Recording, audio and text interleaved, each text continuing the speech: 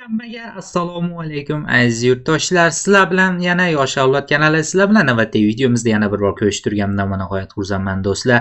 Bugungi videomizda biz sizlar bilan birgalikda qanday qilib USB flashkaga qanday qilib Windows operatsion sistemasini yozishni bugungi videomizda biz o'rganamiz do'stlar. Shuning uchun akalar, videomiz albatta sizga qiziq bo'layotgan bo'lsa, video ostiga tushib, videoga ibtidona like bosib, kanalimizga obuna bo'lib, o'zingiz fikringizni esa video kommentariyasiga yozib qoldirishni so'rab qolgan bo'ladim. Bu qilgan ishingiz albatta bizni videolarimizni boshqa odamlarga ham rekomendatsiya qilishni va bizni kanalimiz rivoji uchun juda ham katta hissa qo'shgan bo'lar do'stlar. Shuning uchun akalar, obuna bo'lib qo'yamiz akalar va tayyor bo'lsangiz, unda biz videomizni boshladik do'stlar.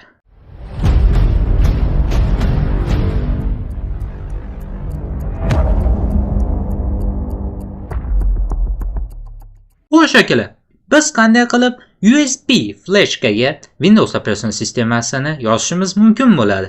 Buning uchun albatta bizga kerakli bo'lgan eng muhim elementlarni to'plab olishdan boshlaymiz. Albatta bizga birinchi navbatda juda ham uzun bo'lgan flashka kerak bo'ladi. Albatta obyomi 8 GB minimum bo'lgan USB flashka. Hozirda menda 32 GB hajmdagi flashka mavjud. Albatta bu biroz uzun ko'rinishi mumkin. Bu aslida mana bunaqa prikladnik va albatta tez ishlash uchun yordam beradi do'stlar. Xullas, buni olganimizdan so'ng keyingi navbatda biz albatta bizning operatsion sistemamizda o'zini yuklab olishimiz kerak bo'ladi. Barcha kerakli silkalar va dasturlar bizning Telegram kanalimizda va video opsiyasida bo'ladi. Bemalol yuklab olishingiz mumkin. Barchasi mutlaqo bepul akalar.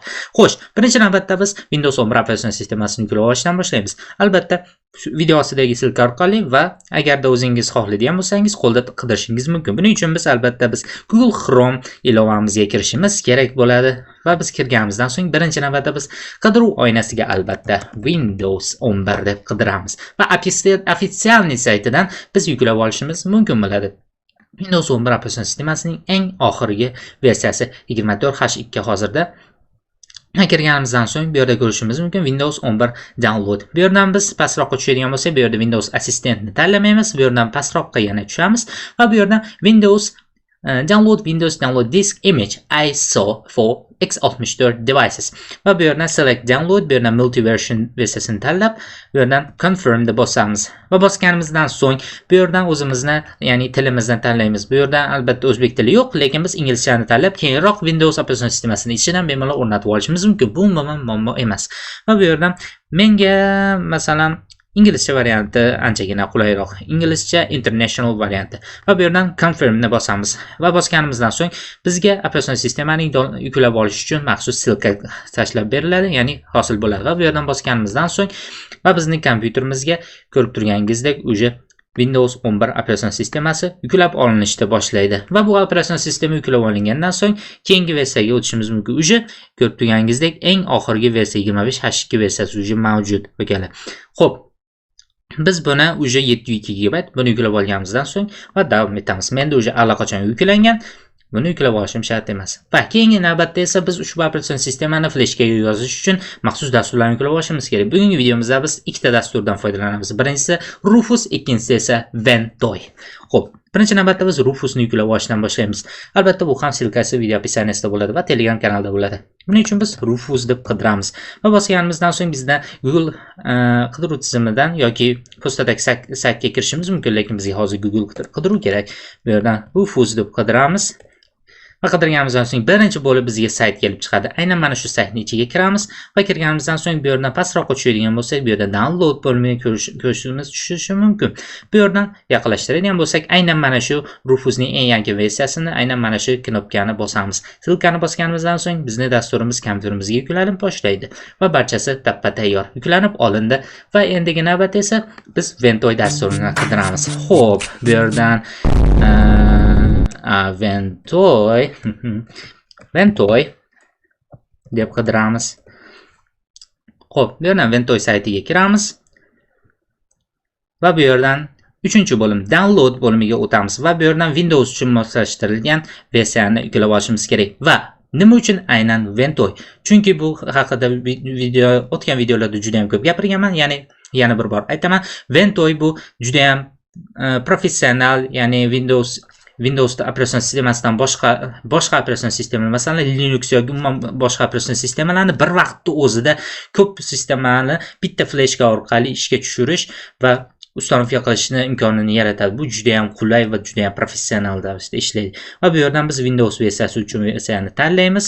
Hozirda menda ushbu mana bosildi va bosilgandan so'ng avtomatik tarzda bu yuklab olina boshlaydi va bu ham yuklab olinishni boshladi. Va menda barchasi yuklab olingan va buni barchasini bitta joyga saqlab olamiz. Menda barchasi rабочий stolimda mavjud, ko'rib turganingizdek barchasi menda mavjud. Albatta biz endi uni yozishni boshlaymiz. Birinchi navbatda bizni fleshkamizni kompyuterimizga ulab olamiz. Nope. Nope. Hop. Nope. Hop. Nope. Davay. Kerakol. Nope. Nope. Nope. Nope. Hoppa. Ulab oldik, ko'rib turganingizdek. Va bu yerdan birinchi navbatda Rufus'ga qanday qilib yozishni o'rganib olamiz. Albatta biz Rufus dasturini ishga tushiramiz. Buni ishga tushirishimiz uchun albatta buni sochon tugmasini bosib Run as administrator yoki просто tak open ni bosishimiz mumkin.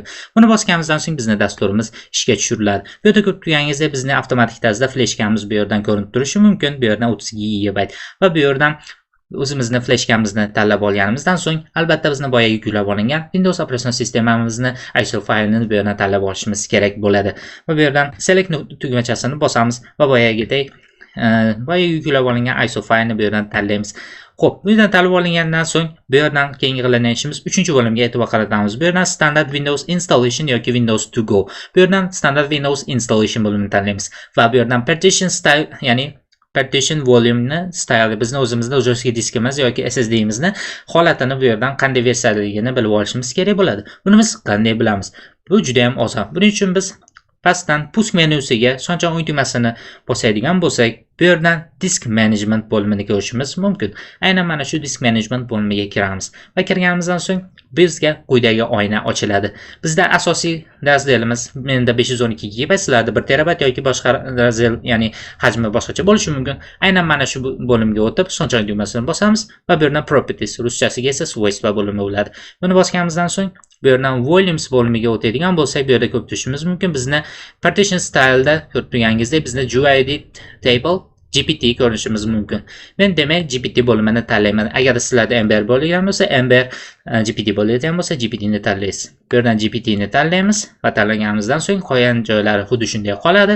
Umuman joyga tegmaymiz. Va bu yerdan start ni bosishimiz mumkin va ko'rib turganingizdek bizni Rufus operatsion sistemamizning juda ham god mode deb aytishimiz mumkin.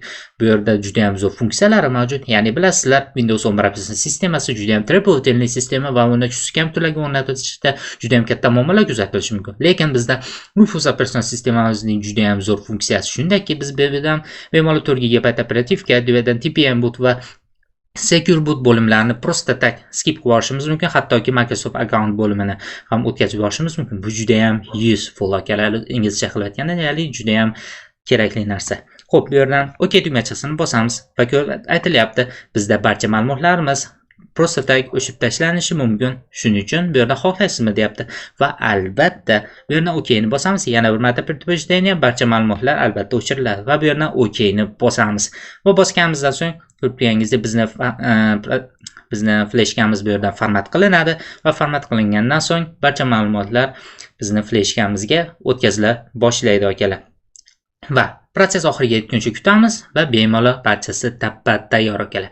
Va endi biz Ventoyni qanday qilib ishlatishni ko'rib olishni boshlaymiz akalar.